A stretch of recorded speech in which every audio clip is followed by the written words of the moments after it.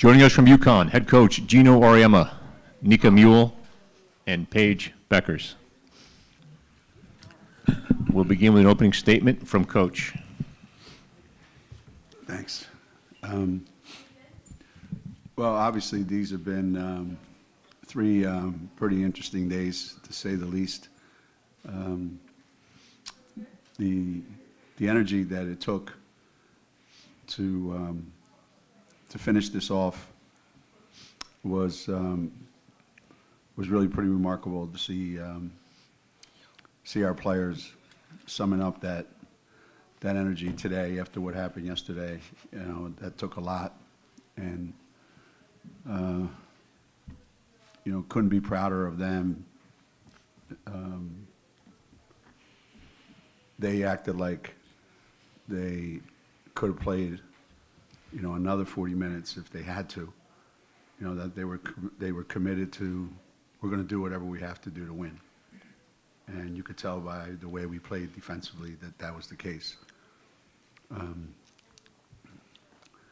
You know, Georgetown had an incredible run, and they're hopefully they're you know, under consideration for an NCAA spot. But you know, given what happened to their coaching staff at the beginning of the season, they had a pretty remarkable year. So congratulations to them, and we're very fortunate that we have these two up here, and that makes all the difference in the world. Paige, I'm going to give you one more assist if you could flip those name cards for me. Oh. Appreciate that. Questions for the student athletes? Please wait for the microphone and state your name and affiliation. Carl, go ahead. Thank you. Thank you. Carl Adamek, Journal Inquirer, Hearst. Kind of didn't want to ask this the first question, but it's okay. You got the basket on the assist that Nika moved past Diana Taurasi. Can you tell me what it's like, has been like, to play these last 4 seasons with her, and what's your thought on her pursuit of the assist record? She needs 9 more. Yeah, well, she should get it. I was mad. I forgot which game it was when I didn't get her 500th assist, so I'm glad I could do that one today. But playing with Nika has just been a joy. It's kind of unfortunate we didn't get to play together more, but this is like my sister, my twin, like.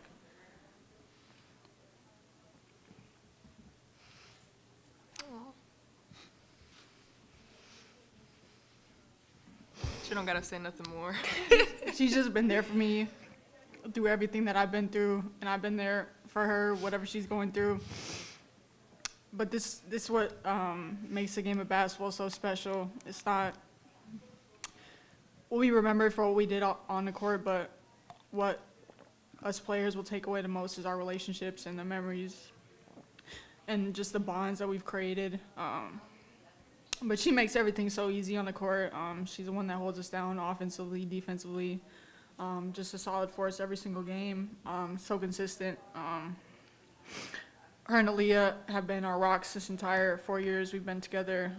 Just consistency in the lineup, but I'm sad she's leaving. I'm proud to see her go. I know she'll be great wherever she goes, but it's been a real joy to play with Nika and be her teammate. Question in the back. This is T. Baker with the next for either Paige or Nika. Just if you could speak a little bit to how Ice stepped up over the past couple days, and just kind of how you've seen her grow throughout her freshman season. Yeah, I mean, I don't know where we would be without Ice, especially this tournament, but I'm so proud of her, because only we as a team know how hard-headed she is, how stubborn she is. She's worse than us. And only we as a team know what kind of milestones she accomplished today. And to see her growth, to just be a part of it, I mean, it's amazing. I've never seen that in my life, honestly. She's grown so much over the last couple of days, and I'm so happy for her because she's a great player. but sometimes you need to remind her what kind of great player she is. And this past 3 games, she didn't need no reminding because she knew it. And she stepped up when we needed her the most, and that takes some maturity, that takes everything, you know. And I don't think I would be able to do that in that situation. I'm not strong enough, but she definitely is, and she proved it, and she proved it to herself more than before everybody. I feel like she needed to prove it to herself, and I'm so proud of her. Question up front from Brad. Hi, Paige. Brad from WNBA Swish. Congratulations on being named Most Outstanding Player. As you and your teammates watch next Sunday for your seed and placement, how important is this win in bolstering your case to get a good seeding in the big dance, and how far of a run do you feel that you can make? Yeah, I think winning this tournament was huge in terms of placement. We want to get the highest seed possible, so winning out was a key emphasis during the regular season.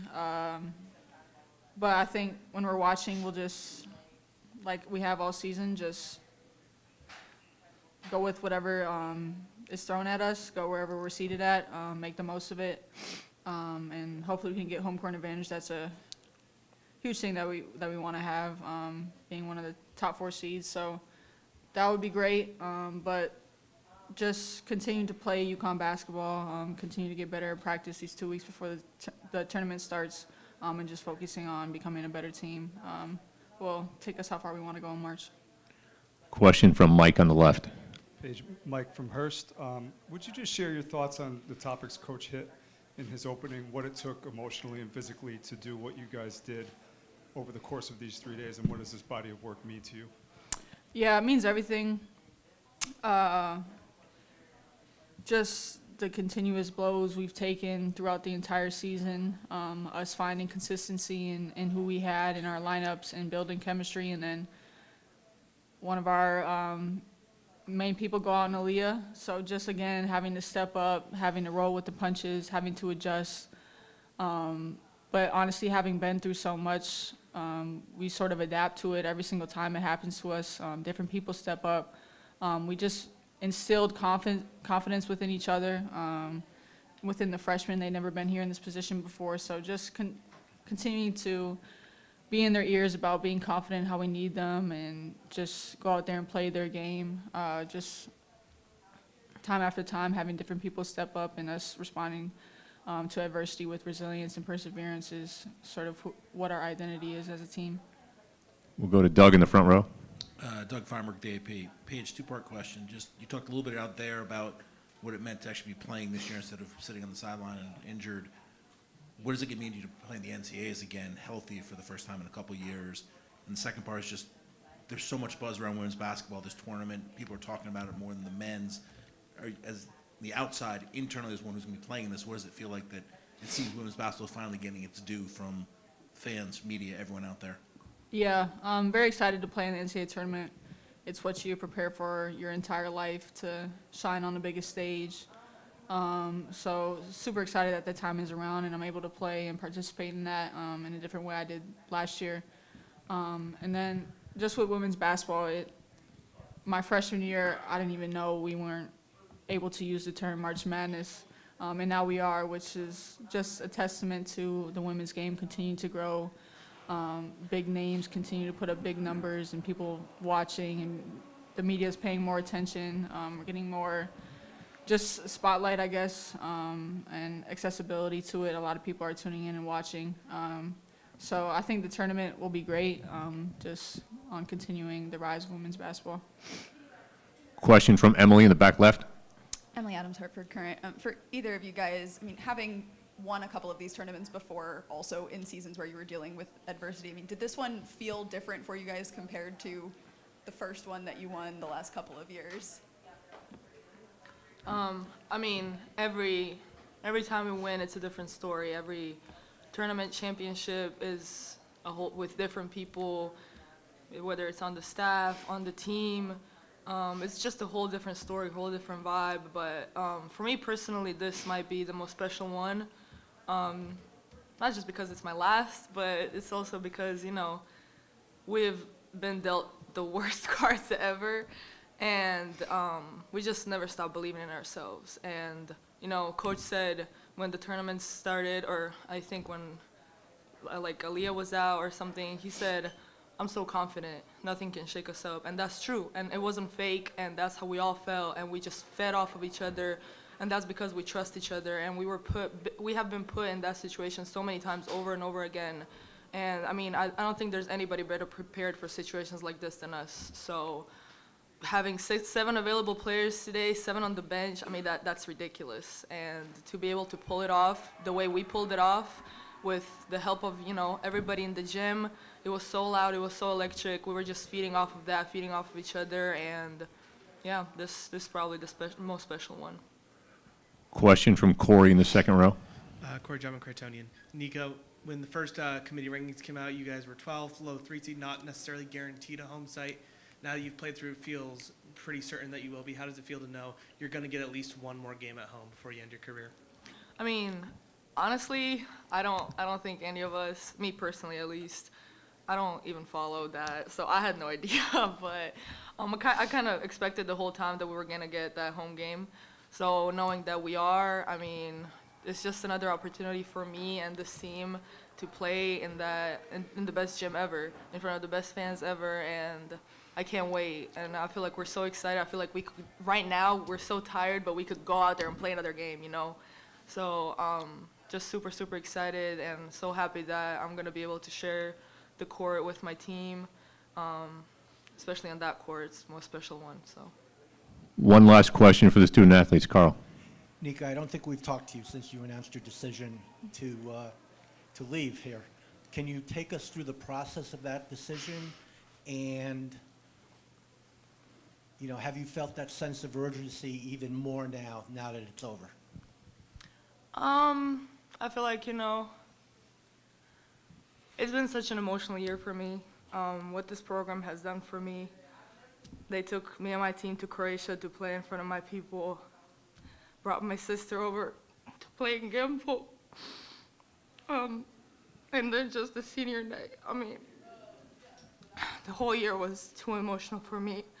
So many things going on, and I'm forever, you know, grateful and thankful that I was able to share those moments with the whole team. And I'm so thankful to Coach and the whole coaching staff and the whole program, everybody, to be able to make that happen for me. And I just felt like, you know, with all of that, it was the best year of my life. And I just felt like I have given my all to this program. And I don't know, it's just a feeling, you know, when it's time for you to leave. Nika, Paige, thank you very much. Thank you. Thank you.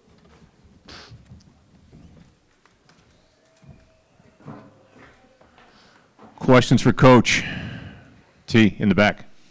Hey, Coach. T. Baker with the Next.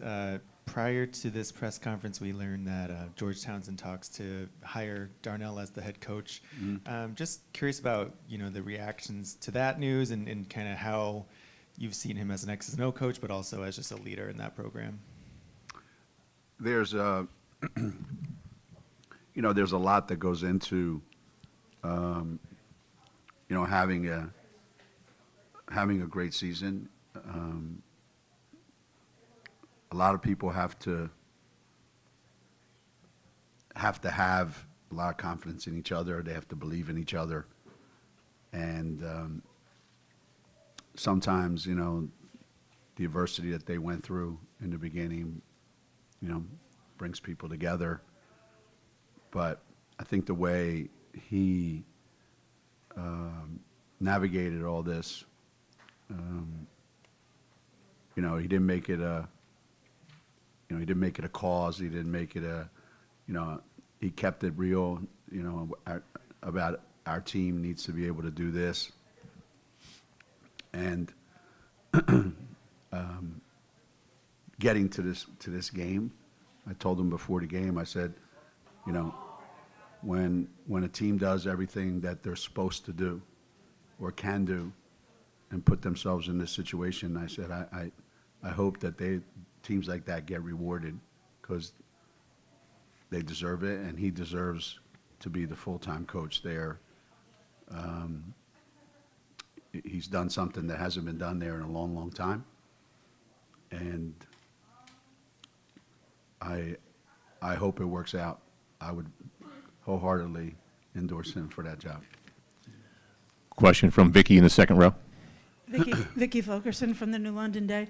Geno, these two guys are, the biggest badasses on the team, and they're sitting up there crying. Is that just a result of how much passion and energy and emotion that you guys have spent the last couple days to win these games without Aaliyah? Like, what's it like to watch them just pour their whole souls into everything? They approach every day like that. Since they've been here at UConn, that's how they've conducted themselves. They infect other people with their enthusiasm, their confidence, their love of the game, and they're not afraid to put themselves out there and let everybody see this is who I am. They're comfortable in their own skin, and everything about them is real. So the emotions are real, the feelings are real, and when you're faced with the end is near, that does start to well up, because you invest so much of yourself into this. So yeah, the most passionate people, the most invested that people are usually the ones that react like that. Go to the second row, Corey. Corey John Cretonian. Coach, you've seen so much in the Big East, from the original league to the American rebrand, coming back to the Big East. Have you seen the Big East grow, and then how can you continue to push it forward, especially in these last 4 years after you rejoined the league? Well, I've seen it all in this league. I've seen it from the inside, and I've seen it from afar. And the league that I joined in 1985, in May of '85, was a step up from a league that really wasn't set up to compete at the same level that the men were competing around the country. So it took a lot of really good coaches and a lot of work and a lot of effort to improve on that. And then we became the best basketball league ever in women's basketball when we added some of the schools from other conferences. And being a part of that was the most amazing thing ever, I think. Every single night you were playing a top 20 team. And then, unfortunately, we weren't a part of it anymore. And even though we kept winning those 7 years, it wasn't the same. Nothing's the same as winning in the Big East. And we're at a level now where I think these are the most trying times ever for this conference because of what's going on nationally and how other schools are able to throw their resources around. So we've got a lot of challenges coming up. But again, I think if you have the right people and you have the right coaches and they have the right administrators and we keep pushing forward. Last year we had 5 teams in the NCAA tournament, and that was the most that they've had in quite a while. And I don't think we'll get 5 this year. But I think there'll be tremendous changes and tremendous improvement in the next couple of years. Brad. Hi, Geno. Brad, WNBA Swish. You have had the opportunity to coach some legends, Maya, Stewie, Bird, Taurasi. How does Paige rank up there, in your opinion, on that list? Well, if I named all the legends that played for me at every position, Paige probably wouldn't make that team. I tell her that all the time. You can't go left, you can't beat anybody off the dribble, I just try to keep throwing jabs at her, and you haven't won a national championship, blah, blah, blah, blah, blah. I try to say as many things as I can to her because she just loves proving people wrong, as I said yesterday. I go by this criteria. How many players have I coached that impact the team in as many ways as Paige does? And how many teams rely so much, how many of my teams, on one player to do so much for them? And I would say that that list probably starts with Diana Taurasi and Paige Bueckers. And no disrespect to any of those others, but they played on uber talented teams with lots of WNBA superstars and Olympic legends. And so whether she's a legend, a national champion yet, very, very few have impacted UConn basketball the way Paige has. Question from Emily in the back. Jeremy, sticking with Paige, I mean, this is as complete a 3-game stretch as we've seen her play maybe all year. Just, I mean, did you feel like something clicked for her this weekend? Did something kind of help her kind of get back to herself here? Sometimes Paige has a tendency to, and God bless her that she thinks like this because I think it's great. She has a tendency to think that she is playing on an Olympic team and that everybody she throws the ball to should be just as good as her. So what's the difference whether I shoot it or they shoot it? But I think maybe when Aaliyah went down, I think that might have, she already, I think, was coming into this tournament with a different mindset. But I think when Aaliyah went out of the game, there was a flip, and she realized how much more she had to do now. And it carried over, I would say, the last, 2.5 games. I think she never does enough. She passes up so much stuff, that, maybe in the NCAA tournament she won't have the ability to pass those things up. Who knows? But, yeah, this is Paige at her best in totality, and she almost single-handedly took us to the Final Four and the national championship game, and it was only 2 years ago. How quickly people forget, right? Maggie, front row on the left. Maggie Bononi, CT Insider. How do you hope these past 2 games for Ice, or 3 games for Ice, propel her for when Aaliyah does come back in a couple weeks? Well, we have a better player than we had on Thursday, today, I would like to think. And a lot of that is on Ice. As Nika said, Ice is her own worst critic, her own worst enemy. And these 3 days hopefully gave Ice the confidence that I can play at this level. I can compete with anyone that I have to compete with, and I can contribute to us winning. And I hope that, this feels so good and that she's so proud of herself that she'll want to keep experiencing this, as we go forward. So, yeah, when Aaliyah does come back, we have more good players on our team than before Aaliyah got hurt, for sure. And then the same goes for, our other freshmen, including Q. Question from Dom in the front row. Dom Amori, Hartford Current. Geno, Ice felt like that Texas game was the low point for her. And I think probably you may have been the most unhappy with her at that point.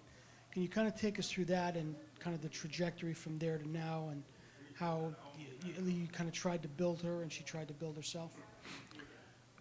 Well, it wasn't necessarily her fault. I thought going down to the Texas game, I thought we have to try to match their size. So I'm going to go with Aaliyah and Ice and Aubrey, I think it went. And it was a horrible decision by me. I put those guys in impossible situations, and specifically Ice. But I always want to see whether Ice is going to compete. She doesn't have to do everything right. She doesn't have to be perfect.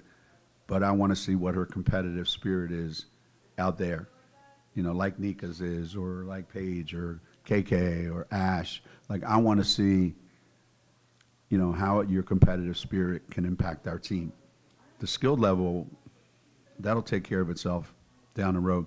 And I just thought she didn't compete. She was non-competitive. And that really bothered me.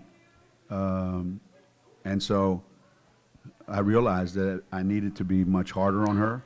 I needed to demand more from her. And there were trying times leading up to this weekend over the last 2 months. You know, there were times in practice where she reverted back to her old self, and she paid the price for it. But those didn't last very long like they used to. And she put the work in. She put the work in before practice, after practice, and it's paid off. You know, like I tell these kids, there's a reason why we recruited you. So I hope I'm not wrong. And I always believed that she had it in her. But at some point, you have to believe in yourself. And I think that's evident that that's a lot more than it used to be. Question from Mike, all the way on the left. Geno, Paige was just saying that she's reflected quite a bit over the past couple of days, lining up kind of what she's capable of now versus what she was capable of as a freshman. And that's the one thing she said that might surprise her a little bit, like, wow, this evolution, the changes to her body, the improvement in her game. What do you see in the difference between Paige then and Paige these last couple, you know, Paige this year, I guess? This is an ongoing thing with her.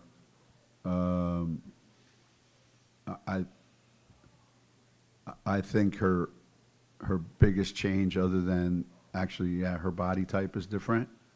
The work that she's put in is different. She didn't even know what she didn't know back then about anything, really. She just went out and played, and whatever happens, happens. I want to win. But I really don't know how to prepare to win, Coach. I just want to win. And then you find out you're not going to win because you're not prepared to win. And she's had to fight some things that make her careless, make her like lackadaisical with the ball, or complaining all the time when things don't go her way, or why don't you get more and ones? Well, because they don't call fouls when people foul me, because they know I'm going to finish. Like, it was rationalizing everything. And I think she got to the point where this is the burden of a star that you have to carry. And you have to be more prepared and more ready to take all the hits that are going to come your way. And not complain and not whine about it and not, find ways to rationalize it and just deal with it. And the kid's so prideful, she wants, to be all that and wants people to believe in her, and she wants to please everybody. And kids that want to please everybody end up pleasing nobody, She needed to please herself first. I deserve it.